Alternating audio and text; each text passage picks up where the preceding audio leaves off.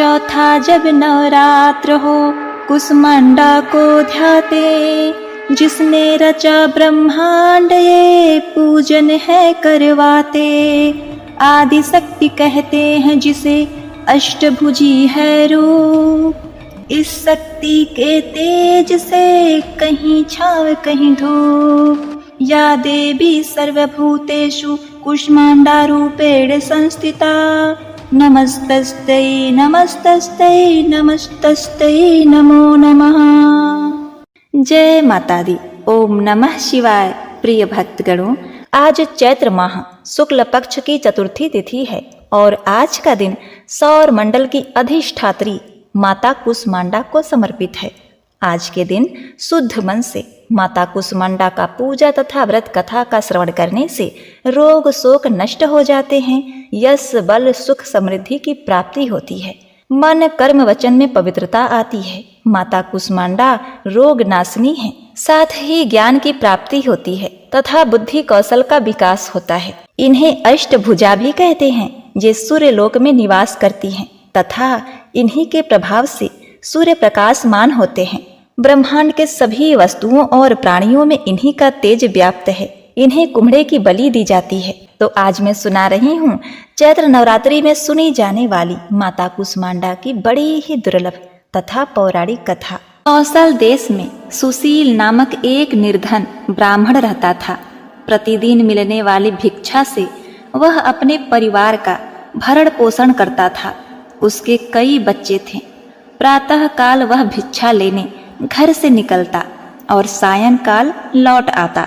देवताओं पितरों तथा माँ दुर्गा अतिथियों की पूजा करने के बाद आश्रित जन को खिलाकर ही वह स्वयं भोजन ग्रहण करता था।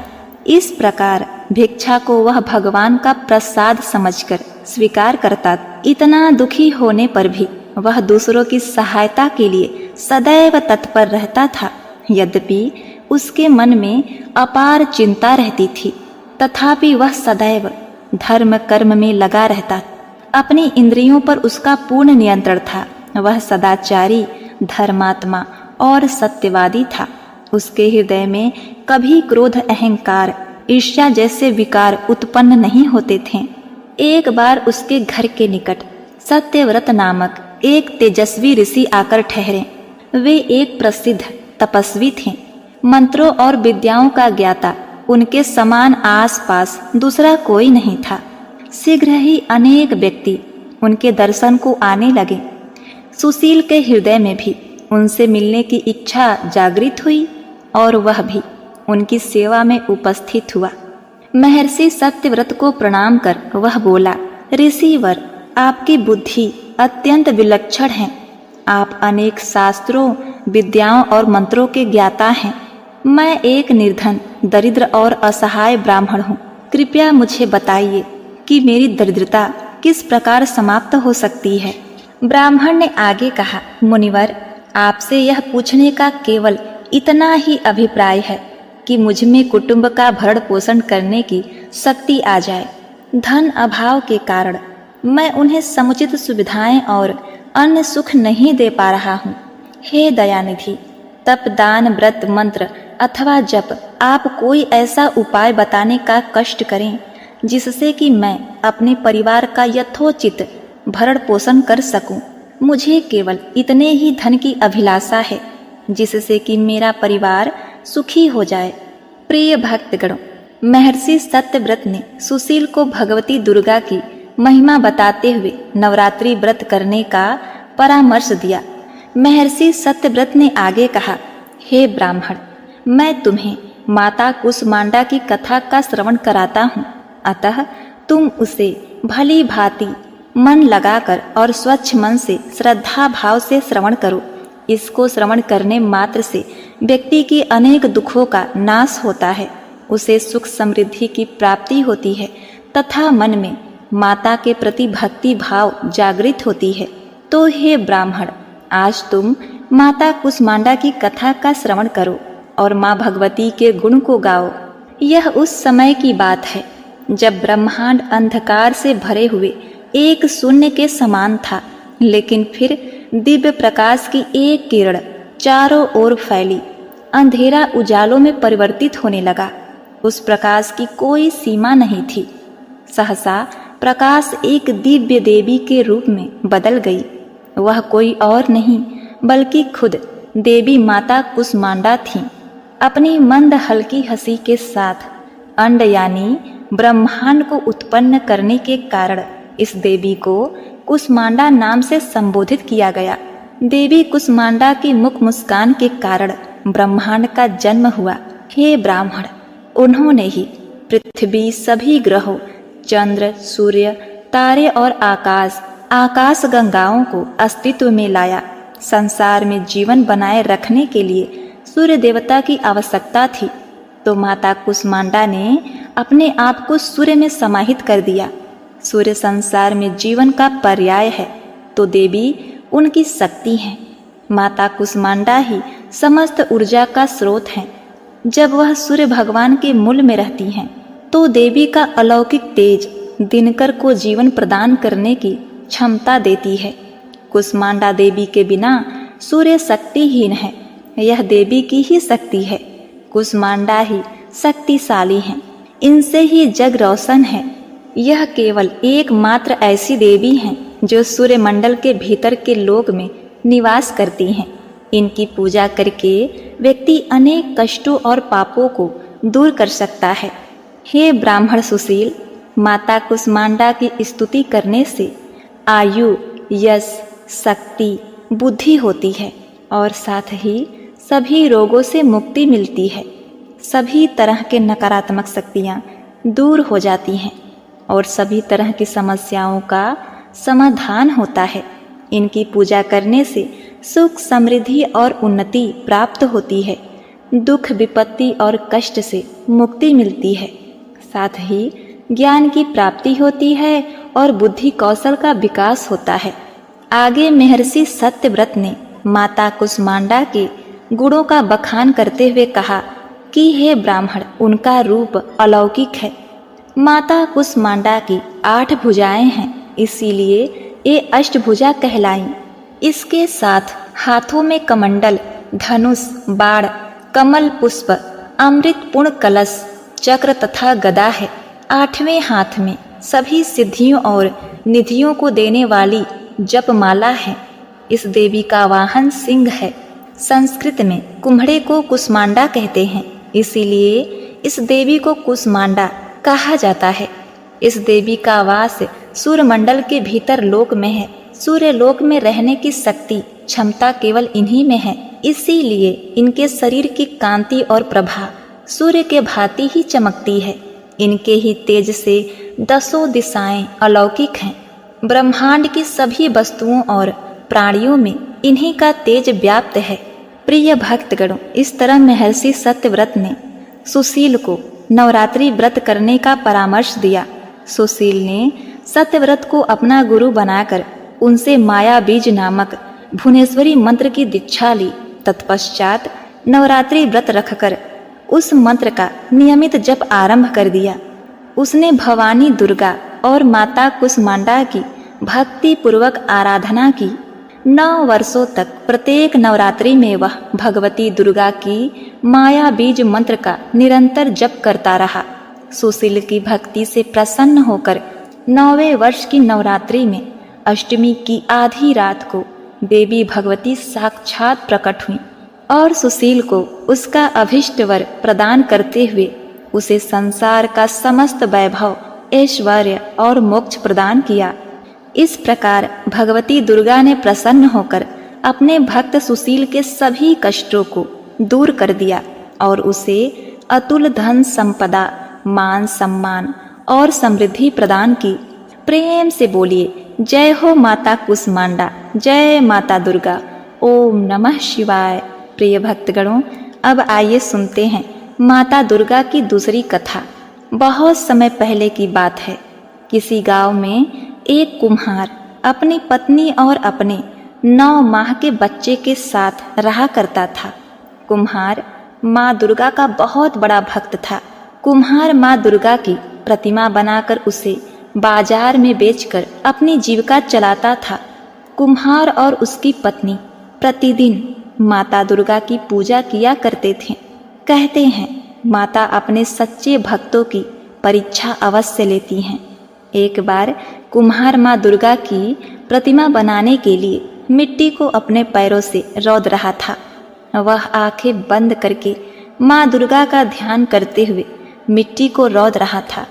कुम्हार की पत्नी खाना बनाने में व्यस्त थी। वह अपने बच्चे को बाहर चारपाई पर सुला गई थी। अचानक बच्चे की नींद खुल गई। वह बच्चा खेलते खेलते वहां आ गया जहां पर उसका पिता कुम्हार माता दुर्गा के ध्यान में मग्न होकर अपने पैरों से मिट्टी को रौंद रहा था। अचानक कुम्हार का पुत्र उसके पैरों के नीचे आ गया और कुम्हार ने अपने बच्चे को ही अपने पैरों से मिट्टी के साथ रौंद दिया। कुम्हार का पैर और मिट्टी खून से सन गए। अचानक जब बच्चे की माँ भोजन पकाकर बाहर आई तब उसका बच्चा चारपाई पर नहीं मिला। अतः वह अपने पति के पास पहुंची जहां वह मिट्टी को रौंद रहा था। अचानक उसका ध्यान कुम्हार के पैर पर गया। वह कुम्हार के हाथ को पकड़कर मिट्टी से बाहर खींच लेती है। तब जाके कुम्हार अपने होशो हवास में आता है। कुम्हार और उसकी पत्नी मिट्टी को हाथ में लेकर रोने लगे कि मैंने यह क्या कर दिया, अपने ही बच्चे को मार दिया। माँ दुर्गा की प्रतिमा के सामने जाकर रोने गिड़गिड़ाने लगे। कुम्हार बोला कि मैं तो आपके ही ध्यान में था। यदि हमारा बच्चा हमें नहीं मिला तो हम दोनों अपनी जान दे देंगे। माँ दुर्गा दोनों की प्रार्थना सुनकर प्रकट हुई। उसी मिट्टी से एक कुम्हार के बच्चे के जैसा एक पुतला तैयार किया। माता रानी ने अपनी शक्ति से उस पुतले में प्राण डाल दिए। कुम्हार और उसकी पत्नी अपने बच्चे को पाकर बहुत प्रसन्न हुई और माता रानी का जयकारा लगाने लगे। देवी माँ अपने भक्तों की परीक्षा अवश्य लेती हैं। प्रिय भक्तगणों, इस कथा को पूर्ण करने के लिए आगे आप सुनेंगे अटल सुहाग देने वाली और सुहाग पर आई विपत्ति को खत्म करने वाली कथा है।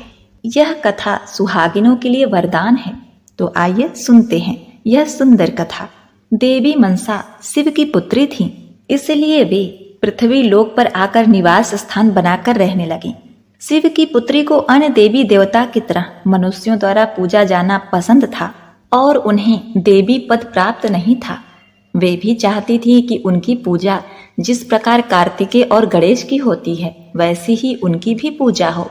इसके लिए उन्होंने भगवान शिव से कहा तो शिव जी ने कहा, हे मनसा, पृथ्वी लोक पर मेरा एक अनन्य भक्त है जो चंपापुरी में निवास करता है। यदि उसने तुम्हारी पूजा की तो तुम्हारी पूजा सभी जन करने लगेंगे और तुम देवी पद को प्राप्त होगी। यह सुनकर देवी मनसा चंद्रधर के पास आती हैं और उसे बहुत ही समझाती हैं, बहुत मनाती हैं कि वे उनकी पूजा करें। लेकिन चंद्रधर ने हर बार उन्हें अस्वीकार कर दिया। चंद्रधर ने कहा कि उसका जीवन सिर्फ भोलेनाथ के लिए है। वे सिर्फ भोलेनाथ को ही मानता है, उनकी ही पूजा करता है। वे अन्य किसी की पूजा नहीं कर सकता।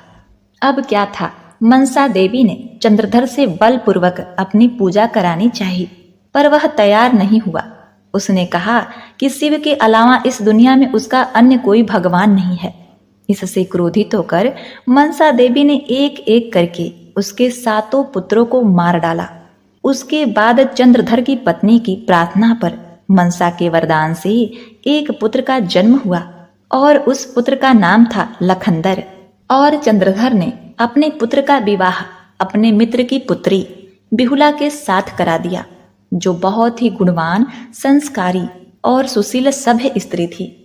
वह पति परायण थी, लेकिन यहाँ पर भी चंद्रधर ने माता मनसा देवी की पूजा करना स्वीकार नहीं किया। यहाँ पर भी मनसा देवी को अपमानित होना पड़ा। भरपूर प्रयास के बाद भी जब चंद्रधर पूजा करने को तैयार नहीं हुआ तो मनसा देवी ने अपने ही वरदान से जन्मे चंद्रधर के पुत्र लखेंदर को सुहाग रात के दिन ही डस लिया। वहीं लखेंदर की पत्नी बिहुला महान सती थी।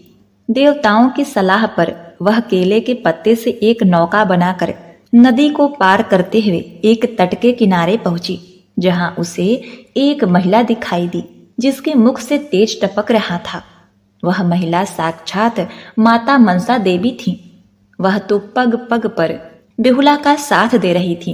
वे तो बस चंद्रधर से ही क्रोधित थी। बेहुला तो उनकी भक्त थी, इसीलिए उन्होंने बेहुला को रास्ता दिखाया और कहा कि यदि वह स्वर्गलोक में पहुंच जाए जहां देवताओं का सभा हो रहा है तो उसके पति जीवित हो सकते हैं। उसके लिए उसे यह नदी पार करके वैतरणी नदी पार करते हुए यमलोक को होते हुए स्वर्ग जाना पड़ेगा।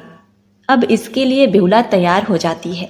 बेहुला अपने पति को उस नौका पर लेकर नदी को पार करते हुए आगे बढ़ती है। कई दिन बीत जाते हैं। उसके पति का शरीर अब सड़ने गलने लगता है। उसके पति के शरीर से कीड़े निकलने लगते हैं। फिर भी बेहुला ने तनिक भी धैर्य नहीं खोया और ऐसा करते करते वह ऐसे स्थान पर पहुंचती है जहां उसे आभास होता है कि वह बैतरणी नदी के पास आ गई है। वहां पर बेहुला ने गाय माता का स्मरण किया कि हे गाय माता, यदि मैंने तुम्हारी सेवा पूर्ण भक्ति भाव से की है तो तुम मेरे पति के साथ मुझे वैतरणी नदी पार करा दो। अब वहां पर गाय माता प्रकट हो जाती हैं और गाय माता का पूंछ पकड़कर बेहुला अपने पति के साथ बैतरणी नदी पार कर जाती है।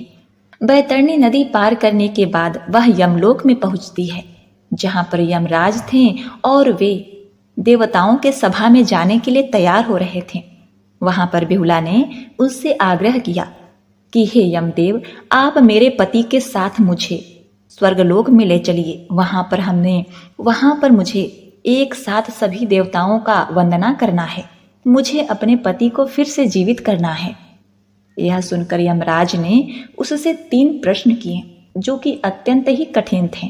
बेहुला ने अपने समझदारी से तीनों प्रश्नों के उत्तर सही सही दे दिए। इससे यमराज अत्यंत ही प्रसन्न हुए। उन्होंने बेहुला को साथ लेकर स्वर्गलोक को चले गए जहां पर सभी देवता उपस्थित थे। ब्रह्मा, विष्णु, महेश, लक्ष्मी, सरस्वती, पार्वती, सभी देवी देवता सभी वहां मौजूद थे। वहां पर बेहुला ने सभी देवताओं को साक्षात प्रणाम किया। अब बेहुला ने देवताओं को प्रसन्न करने के लिए उनकी स्तुति की। उसके भक्ति, श्रद्धा तथा स्तुति से प्रसन्न होकर सभी देवताओं ने बेहुला को सौभाग्यवती होने का वरदान दिया। और यहाँ पर मनसा माता प्रकट होती हैं। उन्होंने बेहुला के पति लखेंद्र को पुनः जीवित कर दिया। अब बेहुला अपने पति के साथ पुनः पृथ्वी लोक पर आ जाती है। बेहुला को सही सलामत अपने पति के साथ देखकर चंद्रधर बड़ा ही प्रसन्न होता है। उसका एक ही पुत्र जो कि अब जीवित हो चुका था। अब चंद्रधर ने माता मनसा देवी से हाथ जोड़ते हुए कहा, हे देवी, मेरा दाहिना हाथ सदैव शिव जी को जल अर्पण करने के लिए है। मैं दाहिने हाथ से शिव का पूजा करता हूँ, किंतु मैं आपकी पूजा अपने बाएं हाथ से करूँगा। इसलिए आज से सभी भक्त आपकी पूजा बाएं हाथ से ही करेंगे। हे देवी, आपकी महिमा अपरंपार है। मैं आज से आपको देवी के रूप में पूजता हूँ। ऐसा कहने के बाद चंद्रधर ने विधि पूर्वक अपने बाईं हाथ से माता मनसा देवी की पूजा अर्चना की। अब यह सब देखकर मनसा देवी ने चंद्रधर के 7 पुत्रों को भी जीवित कर दिया। अब चंद्रधर का जीवन सुखपूर्वक व्यतीत होने लगा। उसके घर में सुख, शांति, समृद्धि आ गई और बेहुला अखंड सौभाग्यवती हो गई। तो प्रिय भक्तगणों, साथ ही भगवान शिव ने माता मनसा देवी को वरदान दिया कि वह जगत में देवी के रूप में पूजी जाएंगी और उनकी पूजा करने वालों की सभी मनोकामनाएं पूरी होंगी। जय हो मनसा देवी। अपने सभी पुत्रियों, सभी भक्तगणों के सुहाग को अटल रखना, अखंड रखना, उनके मांग की लालिमा बनाए रखना। जय माता दी। भक्तगणों, अब आइए श्रवण करते हैं माँ दुर्गा की चालीसा। नमो नमो दुर्गे सुख करनी, नमो नमो दुर्गे दुख हरनी। निरंकार है ज्योति तुम्हारी, तुहु लोक फैली उजियारी। शीस ललाट मुख महाविशाला, नेत्र लाल भ्रुकुटी विकराला। रूप मातु को अधिक सुहावे, दर्श करत जन अति सुख पावे। तुम संसार शक्ति लय कीना, पालन हेतु अन्न धन दीना। अन्न अन्नपूर्णा हुई जगपाला, तुम ही आदि सुंदरी बाला। प्रलय काल सब नासक हारी, तुम गौरी शिव शंकर प्यारी। शिव योगी तुम्हारे गुण गावे, ब्रह्मा विष्णु तुम्हें नित ध्यावे।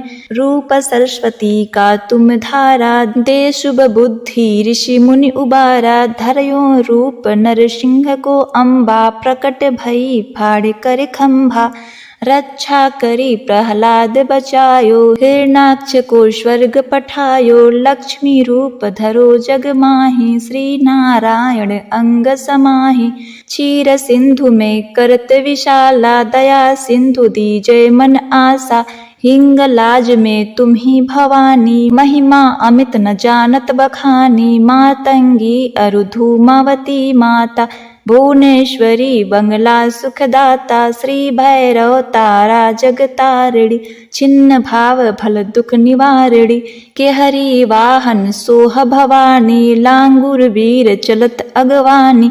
कर पे छप्पड़ खड़ग विराजय, जाको देख काल डर भाजय। सोहे अस्त्र और त्रिशूला, जाते उठत शत्रु ही असूला। नगर कोट में तुम ही विराजत, तीनों लोक में डंका बाजत। शुंभ निशुंभ दानव तुम मारे, रक्त बीज शंखन संघारे। महिषासुर नृप अति अभिमानी, जेहि अघभार मही अकुलानी। रूप कराल कालिका धारा, सेन सहित तुम तिहि संहारा। परिगाढ़ संतन पर जब जब, भई सहाय मातु तुम तब तब। अमरपुरी अरुबा सब लोका, तब महिमा सब रहे अशोका। ज्वाला में है ज्योति तुम्हारी, तुम्हें सदा पूजे नर नारी। प्रेम भक्ति से जो यस गावे, दुख दारिद्र निकट नहीं आवे। ध्यावे तुम्हें जो नर मन लाई, जन्म मरण ताको छुट जाई। जोगी सुर मुनि कहत पुकारी, योग न हो बिन शक्ति तुम्हारी। शंकर आचारज तब कीनो, काम अरु क्रोध जित तब लीनो। निषेधित ध्यान धर शंकर को, काहु काल नहीं सुमिरो तुमको। तिरूप का मर्म न पायो, शक्ति गई तब मन पछतायो।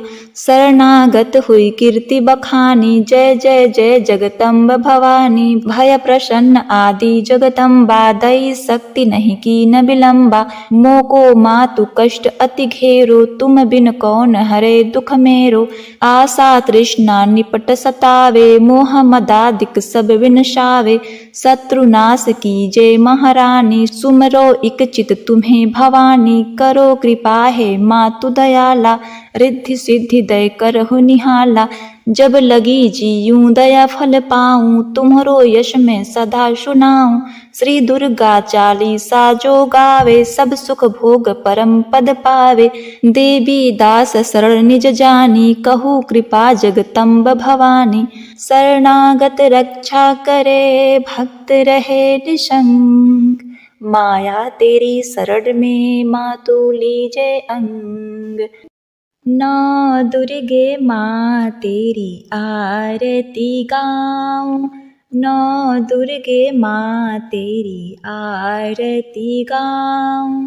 अम्बे महारानी तेरी आरती गाऊं, आरती गाऊं मैया तुमको मनाऊं। आरती गाऊं मैया तुमको मनाऊं। अम्बे महारानी तेरी आरती गाऊं, अम्बे महारानी तेरी आरती गाऊं। पहली प्रकृति देवी शैलपुत्री, दूसरी ब्रह्मचारी जग निर्मात्री। देख रूप बलिहारी मैं जाऊं, नौ दुर्गे माँ तेरी आरती गाऊं। तीसरी चंद्र घंटा शांतिदायक, तीसरी चंद्र घंटा शांतिदायक। चौथी कूष्मांडा जग की नायक, माँ के चरणों में शीस नवाऊं। नौ दुर्गे माँ तेरी आरती गाऊं, नौ दुर्गे माँ तेरी आरती गाऊं। पाँचवें स्कंद माँ भाग्य की दाती, पाँचवें स्कंद माँ भाग्य की दाती। छठी कात्यायनी तुष्टि दाती, ज्योत जलाऊं मैया सुमिरन गाऊं, ज्योत जलाऊं मैया सुमिरन गाऊं। नौ दुर्गे माँ तेरी आरती गाऊं, नौ दुर्गे माँ तेरी आरती गाऊं। सातवीं काल रात्रि शुभ फलदायक, सातवीं काल रात्रि शुभ फलदायक। आठवीं महागौरी शक्तिदायक, महाशक्ति की महिमा मैं गाऊं, महाशक्ति की महिमा मैं गाऊं। नौ दुर्गे माँ तेरी आरती गाऊं, नौ दुर्गे माँ तेरी आरती गाऊं।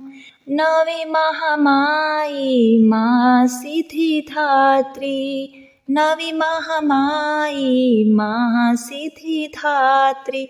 नौ दुर्गा पूजन से पूर्ण नवरात्रि, नौ दुर्गा पूजन से पूर्ण नवरात्रि। दुर्गा पूजन का आनंद पाऊं, नौ दुर्गा माँ तेरी आरती गाऊं, नौ दुर्गा माँ तेरी आरती गाऊं।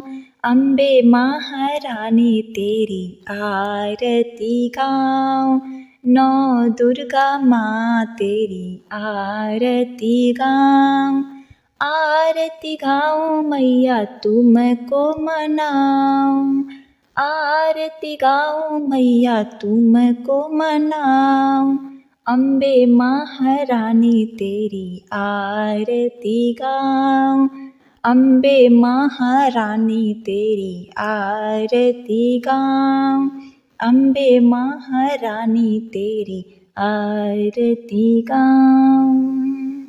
बोलिए अम्बे मात की जय। हर हर महादेव।